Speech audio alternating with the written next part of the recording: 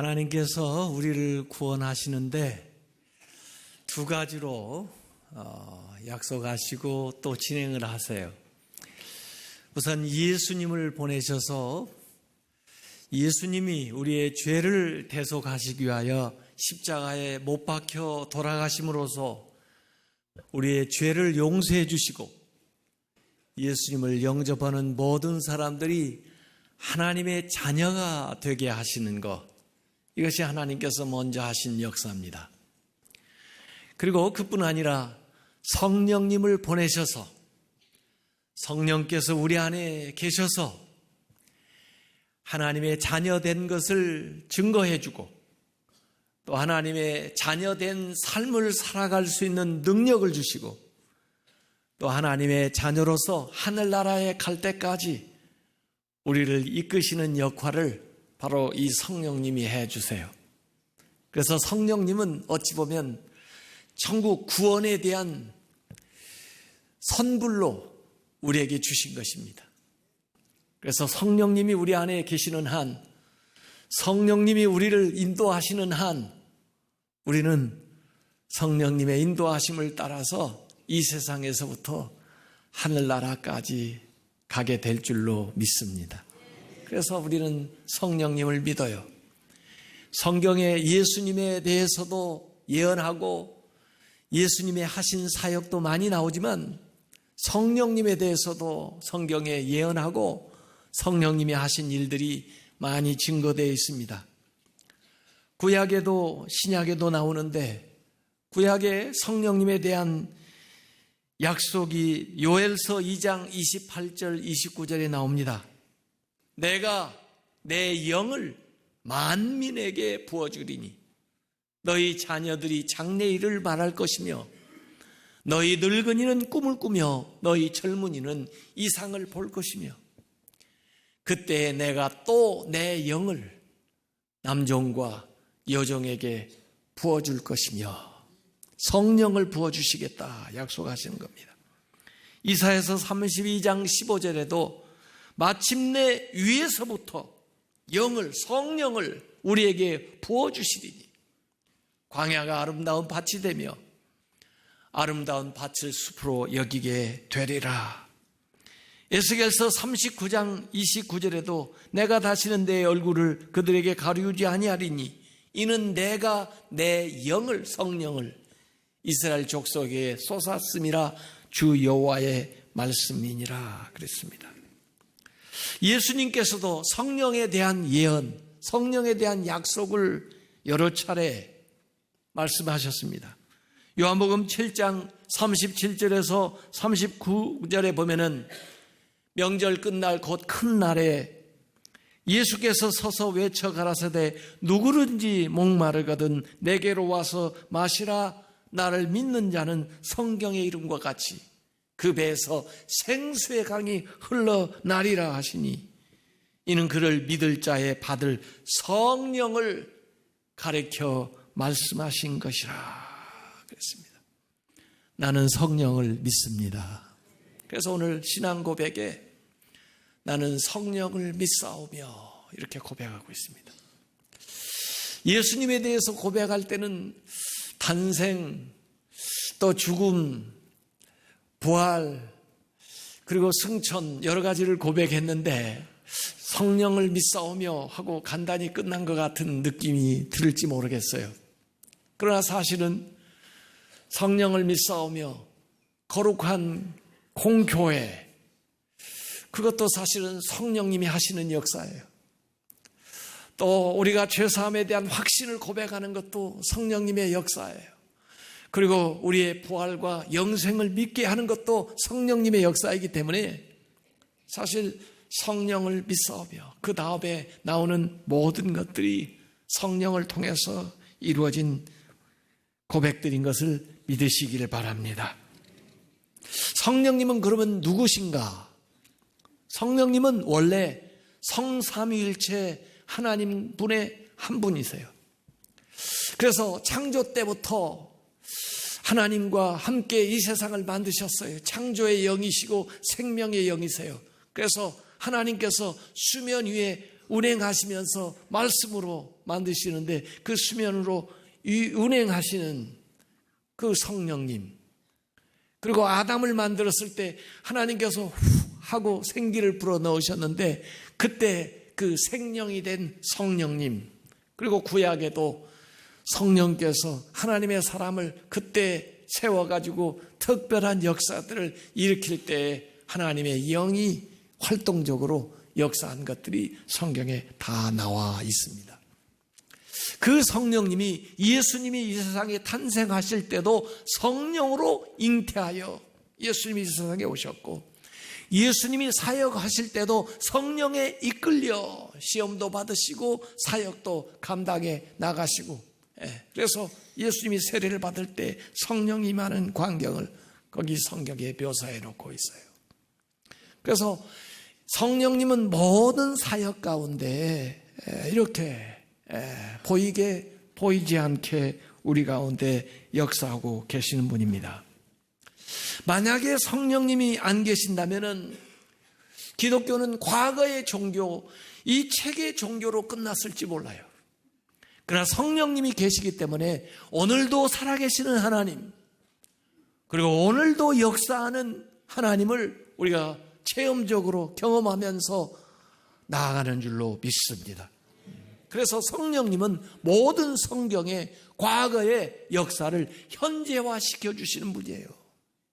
그래서 저는 이 성령님을 어떻게 비유하기를 좋아하느냐면 그 내비게이션 원리를 따라서 이 얘기를 하기를 좋아해요. 내비게이션이 어떻게 돼 있나요?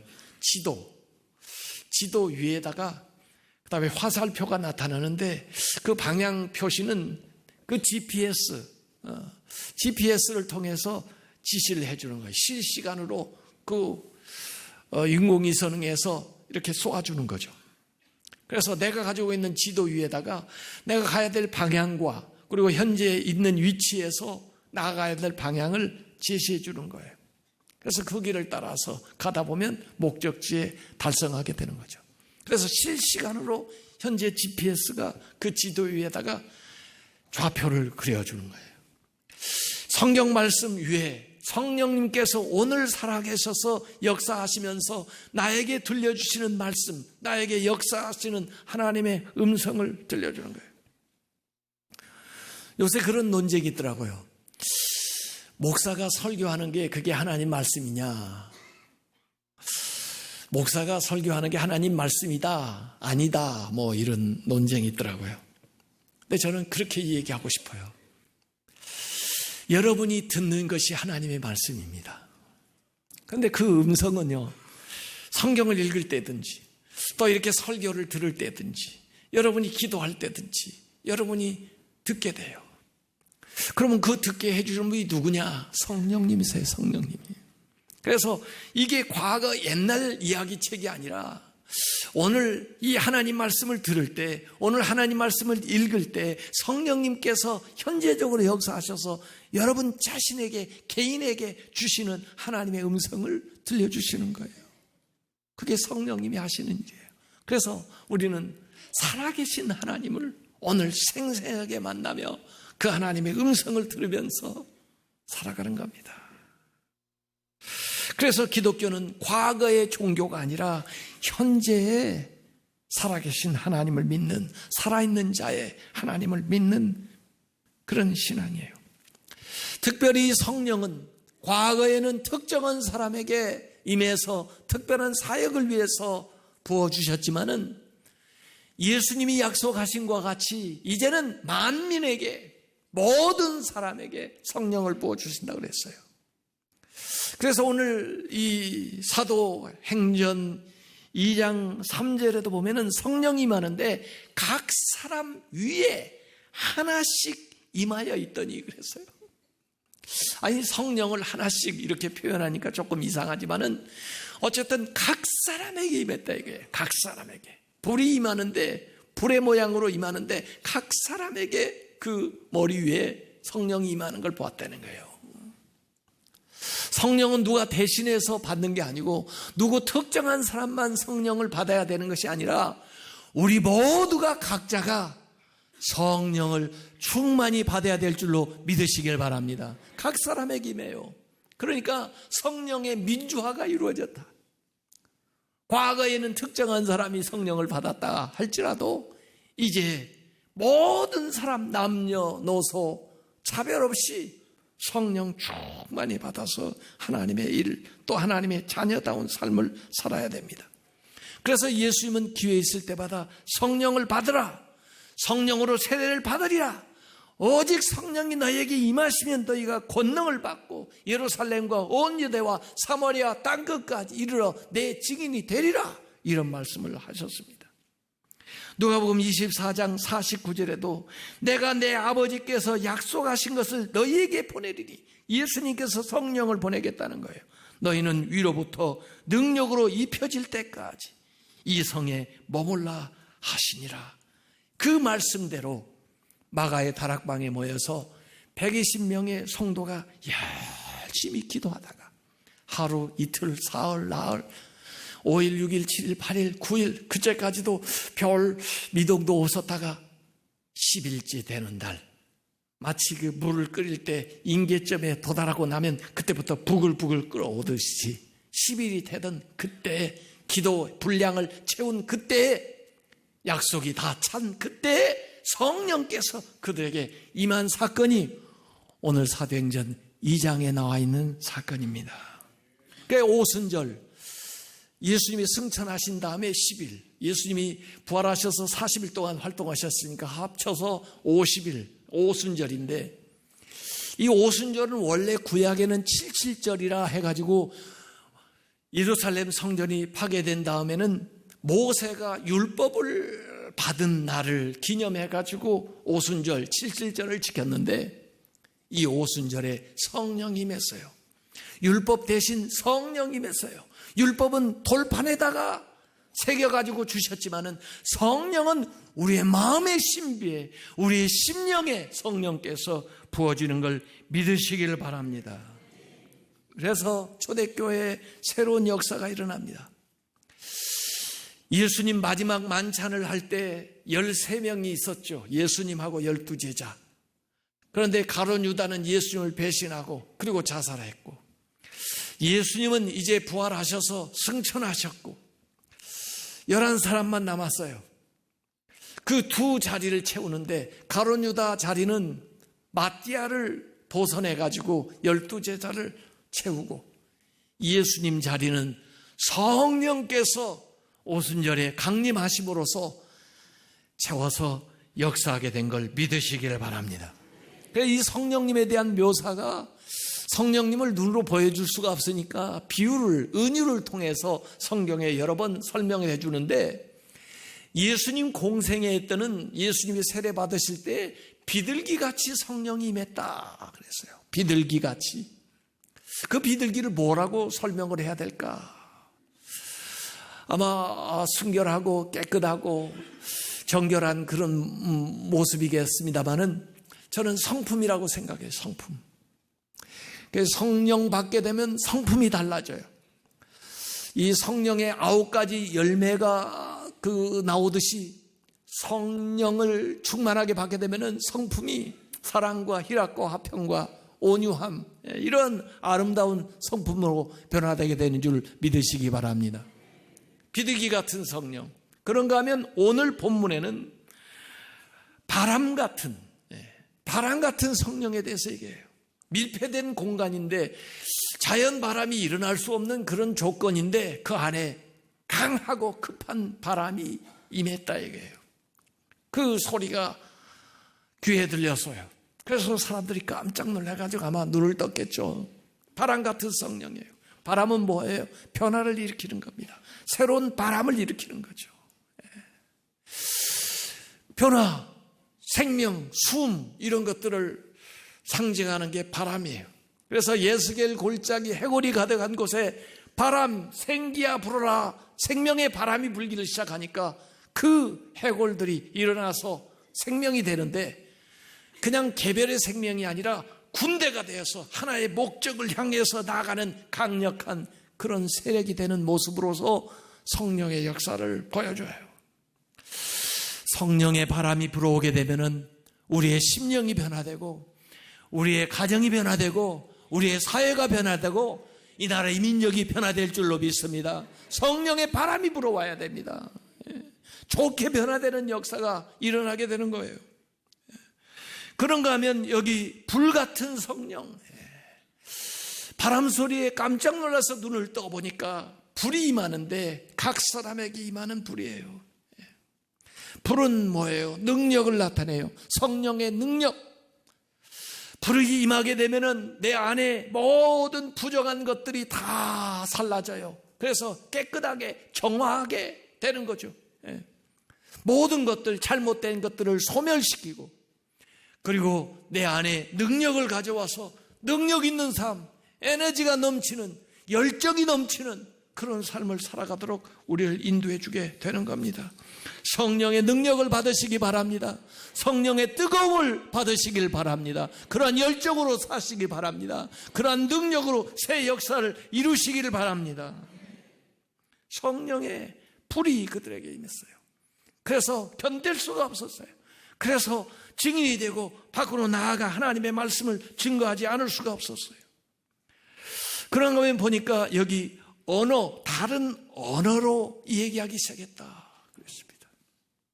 물론 아래 보니까 디아스포라 유대인들 각지에 흩어져 오래 살다 보니까 그 현지 말에 익숙해져서 말이 달라가지고 모였는데도 소통이 되질 않아요.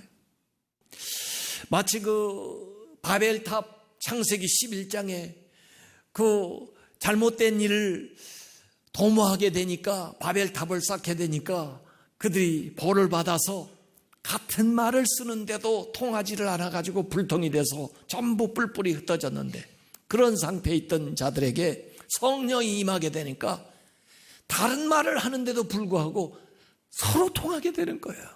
소통하게 되는 거예요. 이 언어의 기적이 일어나게 된 거예요. 그래서 자신들도 깜짝 놀랐습니다. 어떻게 우리가 이렇게 같은 언어로 말하며 같이 말하는 것을 듣게 되는가 하고 놀랐습니다. 언어의 기적이 일어났어요. 이건 어떻게 보면은 우리가 같은 말을 쓰는데도 불구하고 언어가 통하지 않고 의미가 통하지 않는 이런 사회 속에 살면서 성령의 역사로 말미암아 우리의 마음이 통하고 우리가 하나의 뜻으로 통하게 되는 역사가 일어나는 거예요. 또 더구나 우리의 언어 자체가 바뀌는 거예요. 이전에 쓰던 말하고 예수 믿고 성령 받고 말하는 것이 달라요. 이전에는 남을 욕하고 남에게 상처 주고 또 뭔가 부정적인 말을 하던 이 언어 습관이 변화돼서 남을 살리고 세워주고 칭찬하고 감사하고 영광 돌리고 찬양하는 그런 언어의 변화가 이래요. 언어가 변화되니까 생각도 변화되게 되는 거고 삶이 변화되게 되는 거예요. 이러한 역사가 성령을 통해서 구체적으로 나타난 것을 믿으시길 바랍니다. 그래서 증인이 되는 겁니다. 예수님께서 성령님의 사역에 대해서 요한복음 14장과 16장에 고별 설교를 하실 때 특별히 그들을 위해서 기도하셨고 그 다음에 그들에게 성령에 대한 말씀을 여러 차례 하셨어요. 우선 성령이 너에게 임하게 되는데 내가 가는 것을 걱정하거나 두려워하지 마라. 성령이 너희들에게 온다. 오히려 내가 가는 것이 유익한데 성령이 오면은 각 사람에게 시간과 공간을 초월해서 인도해 준다는 거예요. 그래서 너희들과 함께 영원히 있을 거라네요. 성령이 오셔서 우리 가운데 우리를 진리 가운데로 인도해 주시는 것을 믿습니다. 원래 성경 기록은 성령님을 통해서 기록이 된 거예요. 성령님께서 영감을 주셔가지고 그 영감을 받은 자들이 성경을 기록했어요. 성령님 외에 성경을 제일 잘 아실 분이 없습니다. 그 성령을 받아야 그 계시의 영을 우리가 힘입게 되면은 이 진리를 잘 분별하고 알 수가 있게 되는 거예요. 또 성령님께서 이 말씀 가운데에서 우리에게 길을 내어 가지고 인도해 주세요. 그렇기 때문에 예수님이 제자들에게 성경을 가르쳐 주신 것처럼 성령님도 오셔서 예수님 대신 우리에게 이 성경을 가르쳐 주신다는 거예요. 이 성령님에 대해서 예수님이 얘기할 때 성령님을 또 다른 보혜사라고 얘기했어요. 또 다른 보혜사. 그러면 누가 보혜사셨나요? 예수님이 보혜사인데, 보혜사라는 의미가 뭐예요? 헬퍼, 도와주는 분이에요. 예수님도 이 세상에 오셔서 우리의 연약한 것을 도와주셔요. 병을 고쳐주셔요. 우리의 약한 면들을 예수님께서 보완해가지고 강하게 능력 있게 살아갈 수 있도록 붙들어 주셨는데, 기도해 주셨는데, 성령님께서 오시면은 또 다른 보혜사로 오셔서 우리의 연약함을 도와주셔요. 오늘도 성령의 역사로 말미암아 여러분의 연약한 육신들이 다 건강해지시길 바랍니다. 오늘도 성령의 역사로 말미암아 여러분의 연약한 마음이 강해지시길 바랍니다. 오늘도 성령의 역사로 말미암아 여러분의 삶과 여러분의 모든 경영하는 일들이 든든하게 서시기를 주님의 이름으로 축원합니다. 성령이 우리를 위해서, 우리의 연약한 걸 위해서 대신 기도해 주세요. 예수님이 우리를 위해서 가르치시고 우리를 위해서 기도해 주신 것처럼 성령님께서 동일한 역사로 우리를 위해서 가르치시고 우리를 깨우치시고 우리를 위해서 기도해 주시는 거예요. 그래서 성령 받은 사람들은 베드로도, 그리고 요한도, 바울도 성령 받게 되니까 예수님이 하셨던 역사와 비슷한 역사들이 일어나는 거예요. 병자를 위해서 기도하니까 병이 고침받고, 복음을 증거하니까 사람들이 예수를 믿고 주님 앞에 회개하고 돌아오는 역사가 일어나게 되는 거예요. 오늘도 이 성령을 받게 되면은 예수님이 하셨던 역사, 예수님의 제자들이 하셨던 그 역사들을 우리도 이루게 될 줄로 믿습니다. 성령은 우리를 인도하고, 성령은 우리의 연약함을 도와주고, 성령은 예수 그리스도를 증거하게 하는 역할을 하게 하는 겁니다. 왜 예수님이 그들에게 부활, 그 기쁜 소식을 바로 가서 전해야 될 텐데 떠나지 말고 약속하신 성령을 기다리라고 했겠어요? 성령 받아야 온전한 증인이 되는 거예요. 내 말로 전하는 게 아닙니다. 내 능력으로 전하는 게 아니에요. 성령의 능력으로, 성령께서 역사하심을 따라 증인이 되는 겁니다. 그래서 베드로도 성령 받아 설교할 때 예수님이 말씀하신 대로의 역사가 일어났어요. 그들이 죄를 자복하고 그들이 하나님 앞에 회개하고 주님을 영접하고 주님 앞에 돌아와요. 바울도 성령 받아 전도하기 시작할 때 그가 땅끝까지 이르러서 증인이 되는 위대한 역사를 이루게 된 것을 믿으시길 바랍니다. 성령 받아야 증인이 되는 거예요. 성령께서 우리 안에서 역사하실 때 온전하게 하나님의 영광을 드러내게 되게 되는 겁니다. 성령을 소멸하면 안 됩니다. 성령을 더구나 회방하면 안 됩니다. 성령님께서 하시는 일을 회방하면 안 됩니다. 성령께서 교회 안에 운행하시고, 성령께서 말씀 가운데 역사하시고, 성령께서 내 안에 역사하시는데 그 성령의 역사를 회방하면 안 됩니다. 성령 충만하게 된다는 것은 그렇게 어려운 일이 아닙니다. 성령을 거부하지 않고, 성령을 소멸하지 않고, 성령을 회방하지 않고, 성령이 말씀하시는 대로 순종하고 살다 보면은 성령이 충만해지는 거예요.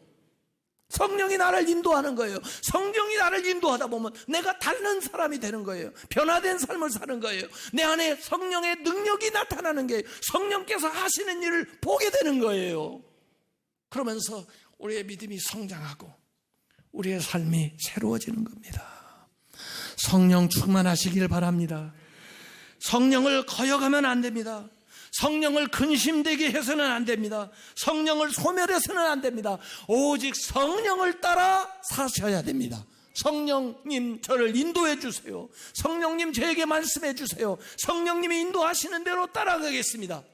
그렇게 순종하고 나아가다 보면은 내 안에 성령이 더욱 충만하게, 더욱 강하게, 더욱 능력 있게 역사하다 보면은 내 삶이 거룩해지고 내 삶에 하나님의 능력이 나타나고 하나님이 하시는 일들이 드러나게 되는 겁니다. 예수, 작은 예수가 되는 거예요. 예수님이 하셨던 그 역사를 우리도 이 성령님의 능력을 힘입어 병자를 위해서 기도할 때 병이 고침받고 주의 이름으로 복을 빌 때 복이 임하고 하나님의 이름으로 나아갈 때 일들이 성취되는 역사가 일어나는 겁니다. 성령은 우리의 믿음 생활을 위해서 주시는 거예요. 우리가 천국 갈 때까지 하나님의 자녀다운 권세와 능력을 행사하라고 성령께서 우리 안에 역사하는 거예요.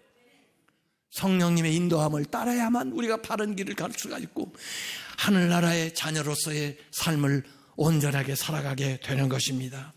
하이델베르그 요리문답 제53문항에 당신은 성령님에 관해서 무엇을 믿습니까? 하고 질문했어요. 첫째는 나는 성령님이 성부와 성자와 함께 영원하신 하나님을 믿습니다. 둘째는 나는 그가 개인적으로 나에게 주어진 바 되었다는 것을 믿습니다. 성삼일체 하나님 중에 한 분이라는 걸 믿는 것과 그 성령님이 지금 나를 개인적으로 인도하고 계시다고 하는 것을 믿는 것, 그것이 오늘 신앙 고백의 고백입니다.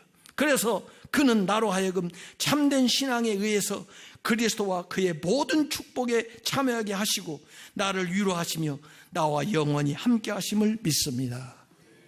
이게 나는 성령을 믿습니다 라는 고백에 들어있는 겁니다. 오늘 이 시간에는 다른 어떤 것보다 성령의 임재를 구하는 기도를 한번 같이 하기를 원합니다. 성령님은 여러분 이상으로 여러분하고 함께 하기를 바라요. 원하시는데 다만 여러분들이 마음에 성령님을 위한 자리를 내어드리지 않기 때문에, 성령님을 근심시키기 때문에, 성령의 생각을 소멸시키기 때문에 성령이 충만하게 내 안에 거하지를 못하는 거예요. 성령이 충만히 거해야 성령님이 하시는 역사가 일어납니다. 만약에 귀신이 들어갔다고 생각을 해보세요. 귀신이 하는 일이 나타나는 겁니다. 눈에 보이지 않지만은 그 귀신이 여러분을 통해서 하는 지저분한 일들이 나타나는 거예요. 성령님이 내 안에 거하셔야 거룩한 역사, 성별된 삶을 살아가게 되는 겁니다.